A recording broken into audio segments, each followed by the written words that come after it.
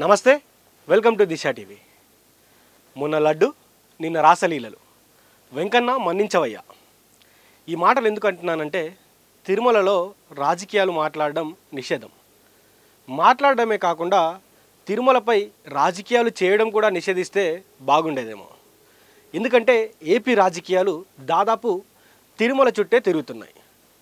ప్రతిపక్షం, అధికార పక్షం అనే తేడా లేకుండా అన్ని పార్టీలు వారి రాజకీయాల కోసం తిరుమలను వాడుకుంటున్నాయి.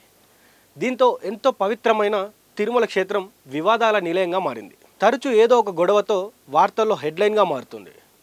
మొన్నటి వరకు లడ్డు వివాదం, నిన్న రాసలీలల రచ్చ, ఇప్పుడేమో కొండపై కేక్ కటింగ్ల కలకలం. ఇలా వరుస వివాదాలతో భక్తులు ఆందోళన చెందుతున్నారు. వెంకన్న మన్నించవయ్యా అని వేడుకుంటున్నారు. ఏపీలో వైసీపీ అధికారం కోల్పోయిన తర్వాత వచ్చినటువంటి కూటమి ప్రభుత్వం లడ్డూలో వాడే నెయ్యిలో కల్తీ జరిగినట్టు ఆరోపించింది. నెయ్యిలో చేప నూనె, కొవ్వు వాడారంటూ సంచలన ఆరోపణలు చేసింది. ఈ వ్యవహారం దేశవ్యాప్తంగా చర్చగా మారింది. ప్రతిరోజు 50,000 నుండి 1,00,000 మంది భక్తులు దర్శించుకునే పుణ్యక్షేత్రంపై ఇలాంటి ఆరోపణలు రావడం భక్తులను తీవ్రంగా కలిచివేసింది. సాధారణంగా ఇక్కడకు వచ్చేవాళ్ళు ఎంతో నిష్ఠతో వస్తుంటారు. లడ్డును ఎంతో ఇష్టంగా, భక్తితో తీసుకుంటారు.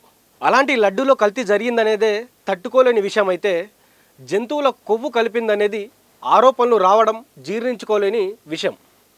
అనేక విచారణల తర్వాత ఫోరెన్సిక్ రిపోర్ట్లో నెయ్యిలో జంతువుల కొవ్వు కాకుండా వృక్ష సంబంధిత నూనెలు, కెమికల్స్ వాడారని తేలింది. కల్తీని దాచడానికి ప్రత్యేక రసాయనాలు వాడినట్లు నిర్ధారణ అయింది. లడ్డు ఇష్యూ 2024 సెప్టెంబర్లో మొదలైతే 2 ఏళ్ళు గడిచినప్పటికీ ఇప్పటికీ ఆ వివాదం కొనసాగుతూనే ఉంది. ఇవన్నీ పక్కన పెడితే ఇటీవలే తిరుమలపై మరో వివాదం మొదలైంది. టీటీడీ చైర్మన్ ఎవరైతే బిఆర్ నాయుడు సంబంధించినటువంటి రాసలీలల వీడియోలు వైరల్ అయ్యాయి. దీంతో వైసీపీ ఈ అంశాన్ని హైలైట్ చేస్తుంది. బిఆర్ నాయుడును చైర్మన్ పదవి నుంచి తప్పించాలని డిమాండ్ చేస్తుంది. ఇవి తప్పుడు ప్రచారాలని, తన సంస్థ ఏవైతే ప్రతిష్టను దెబ్బతీయడానికి జగన్ పార్టీ చేసిన కుట్ర అని బిఆర్ నాయుడు చెప్తున్నారు. అది ఏఐ జనరేటెడ్ వీడియో అని వారు అంటున్నారు. కానీ వైసీపీ నేతలు మాత్రం అది ఖచ్చితంగా ఏఐ కాదని, నిజమైన వీడియో అని చెప్తా ఉన్నారు. చైర్మన్ పదవి నుండి బిఆర్ నాయుడును బర్తరఫ్ చేయాలని వారు డిమాండ్ చేస్తూ ఉన్నారు. ఘటనపై విచారణ జరపాలని కూడా కోరుతా ఉన్నారు. ఈ వివాదంతో మరోసారి తిరుమల వార్తల్లో నిలిచింది. వీడియో నిజమా కాదా అన్నది ఇంకా తేలక ముందే తిరుమలలో రాసలీలలు అనే వార్తలు ప్రపంచాన్ని చుట్టేశాయి. దీంతో భక్తులు మరోసారి వారి యొక్క మనోభావాలు దెబ్బతినేలా అక్కడ ఉన్నటువంటి అంశాలు బయటికి రావడం జరిగింది. ఇది జరిగిన వారం రోజులు కూడా అవ్వకముందే మరో రచ్చ మొదలైంది. తిరుమల కొండపై కేక్ కటింగ్ చేశారనే వార్తలు దుమారం రేపుతున్నాయి. ఇందులో కూడా రాజకీయ నాయకులు ఇన్వాల్వ్ అయి ఉండడంతో మరోసారి తిరుమల వార్తల్లో హెడ్లైన్గా మారింది. ఇటీవల ఎమ్మెల్సీ దువ్వాడ శ్రీనివాస్ రెండో భార్య అయినటువంటి మాధురి తిరుమలకు వెళ్ళారు. ఈ సందర్భంగా బిగ్ బాస్ ఫేమ్ ఎవరైతే ఉన్నారో తనుజ తన పుట్టినరోజు వేడుకలను టీటీడీ గెస్ట్ హౌస్లో నిర్వహించారు. దీనికి సంబంధించినటువంటి ఫోటోలు, వీడియోలు సోషల్ మీడియాలో వైరల్ చేశారు. అయితే తిరుమలలో నాన్ వెజ్ సంబంధిత పదార్థాలను తీసుకురావడం నిషేధం. దీంతో కేక్ కటింగ్పై తీవ్ర విమర్శలు వచ్చాయి. ఘటనను సీరియస్గా తీసుకున్న టీటీడీ మాధురిపై కేసు నమోదు చేసి చర్యలు తీసుకోవాలని పోలీసులను ఆదేశించింది. ఈ ఇష్యూ జరిగే ముందే, దానికంటే ముందే తిరుమలలో రీల్స్ చేసిన కేసులో కోర్టు ముందు ఎవరైతే మాధురి గారు ఉన్నారో విచారణకు హాజరయ్యారు.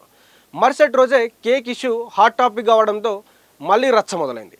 ఇలా తిరుమల వరుస వివాదాలకు నిలయంగా మారుతుండడంతో స్వామివారి భక్తులు, ప్రజలు ఎవరైతే ఉన్నారో వెంకన్న మన్నించవయ్యా అంటూ ఆ 7 కొండల వాడిని వేడుకుంటా ఉన్నారు. ఒక్కటంటే ఒక్కటి కాదు, వరుసగా వివాదాలు దేవుడి చుట్టూ తిరుగుతూనే ఉన్నాయి.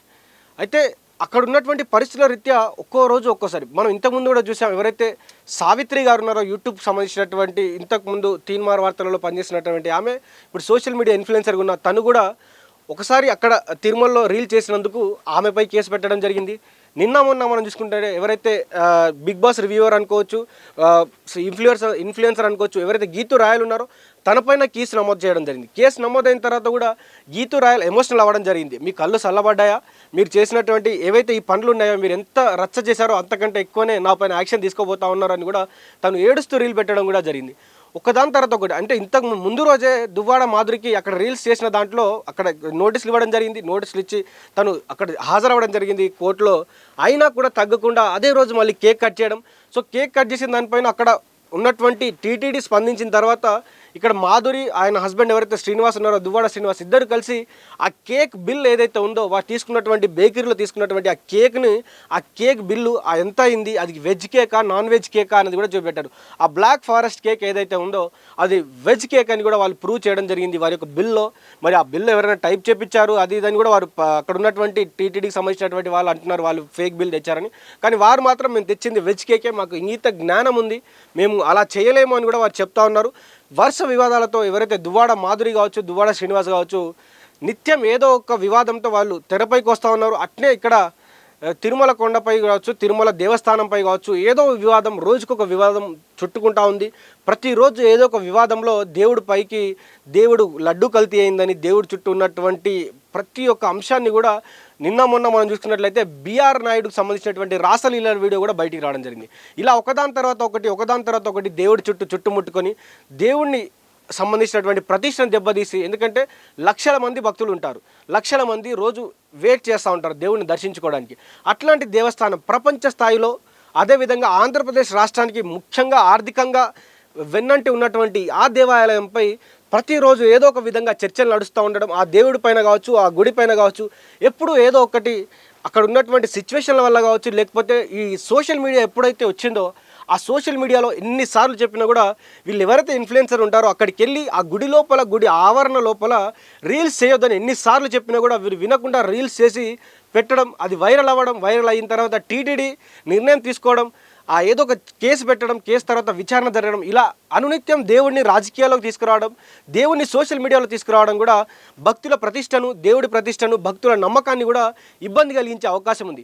ఎన్నిసార్లు చెప్పినా ఇప్పుడు చాలామంది కూడా రాజకీయాన్ని రాజకీయంగా చూడండి, తిరుపతిని ఆ దేవుడిని ఈ రాజకీయాల్లోకి తీసుకురాకండి కూడా భక్తులు చాలాసార్లు వేడుకుంటా ఉన్నారు. వద్దు దేవుడిని రాజకీయాల్లో తేకండి, దేవుడి యొక్క లడ్డు పైన కూడా ఈ రోజున నమ్మకం కోల్పోయింది. మనం ఇక్కడ చూసుకున్నట్లయితే హైదరాబాద్లో కూడా తిరుపతి లడ్డును అమ్ముతారు. ఒకప్పుడు అదే లడ్డు కొనడానికి వేల మంది, వందల మంది లైన్లు కట్టి అక్కడ కూడా లడ్డు దొరికినటువంటి పరిస్థితిలో ఈరోజు ఎక్కడైతే శ్రీవారి లడ్డు అమ్ముతారో ఆ లడ్డు కొనడానికి జనాలు లేనటువంటి పరిస్థితి. ఎందుకు? వీళ్ళు వచ్చిన తర్వాత, ఆ ప్రభుత్వాలు మారిన తర్వాత వారిని ఏదో విధంగా ఇరకాటంలో పెట్టే భాగంగా ఆ లడ్డు కావచ్చు, ఆ లడ్డులో కల్తీ నెయ్యి అయిందని కావచ్చు, ఆ వాడినటువంటి నెయ్యి కొవ్వులు వాడారని వాళ్ళు చెప్పడం జరిగింది. కానీ తర్వాత రసాయనాలు వాడారని చెప్పడం జరిగింది. చాలా వివాదాలు అసెంబ్లీ వేదికగా దేవుడిని తీసుకొచ్చి దేవుడి పైన రాజకీయాలు జరుగుతూనే ఉన్నాయి. ఇప్పటికైనా ప్రభుత్వాలు దేవుడి పైన రాజకీయాలు మానేయాలి. దేవుడిని రాజకీయాలకు ఎంత దూరం పెట్టి వారి యొక్క పాలన పైన కావచ్చు, వారి యొక్క ప్రవర్తన పైన దృష్టి పెట్టాలని కూడా ప్రజలు చెప్తా ఉన్నారు. అదేవిధంగా ఈ సోషల్ మీడియా ఇన్ఫ్లుయెన్సర్స్ ఎవరైతే ఉన్నారో వీరు కొంచెం వీరి యొక్క బిహేవియర్ని మార్చుకొని దేవుడి దగ్గరికి ఉన్నప్పుడు, దేవుడి ఆధ్వర్యంలో అక్కడ గుడి సన్నిధిలో ఉన్నప్పుడు ఎవ్వరు కూడా రీల్స్ చేసి దేవుడి యొక్క ప్రతిష్టను దెబ్బతీసే విధంగా కేక్ కటింగ్లు అవి ఇవి ఏది చేసుకోకుండా మీకు చేయాలనుకుంటే బయట చాలా ప్రదేశాలు ఉన్నాయి, అక్కడ చేసుకోండి అని కూడా ప్రజలు చెప్తా ఉన్నారు. కాబట్టి సోషల్ మీడియా ఇన్ఫ్లుయెన్సర్లు, రాజకీయ నాయకులు మీ యొక్క పనితీరును కావచ్చు, మీ యొక్క ప్రవర్తన మార్చుకొని దేవుడి యొక్క ప్రతిష్టను కాపాడాలని కూడా కోరుతూ ఉన్నారు. ప్రజలందరూ ఇప్పుడు అంటున్నటువంటి మాట ఒక్కటే, ఏడుకొండలయ్యా మమ్మల్ని మన్నించవయ్యా అని కూడా అడుగుతూ ఉన్నారు. సో ఇట్లాంటి సమయంలో రాజకీయ నాయకులు, ఇక్కడ ఉన్నటువంటి సోషల్ మీడియా ఇన్ఫ్లుయెన్సర్లు దేవుడి చుట్టూ జరుగుతున్నటువంటి రాజకీయాన్ని ఎంత దూరం పెడితే అంత మంచిది. సో ఇది ఇప్పటివరకు అయితే ఈ గుడి చుట్టూ కావచ్చు, గుడి సంబంధించినటువంటి అన్ని అంశాలపైన కూడా ఇట్లా రాజకీయాలు జరుగుతూ ఉన్నాయి. మరి చూద్దాం రానున్నటువంటి రోజుల్లో మరి ఈ గుడి చుట్టూ జరుగుతున్నటువంటి రాజకీయాలు సద్దుమణుగుతాయా, తిరుపతికి మళ్ళీ రాజకీయాల్లోకి కావచ్చు ఈ వివాదాలకు తీసుకురాకుండా వీరేమన్నా చర్యలు చేపడతారో కూడా వేచి చూద్దాం. అంతవరకు చూస్తూనే ఉండండి దిశ టీవీ.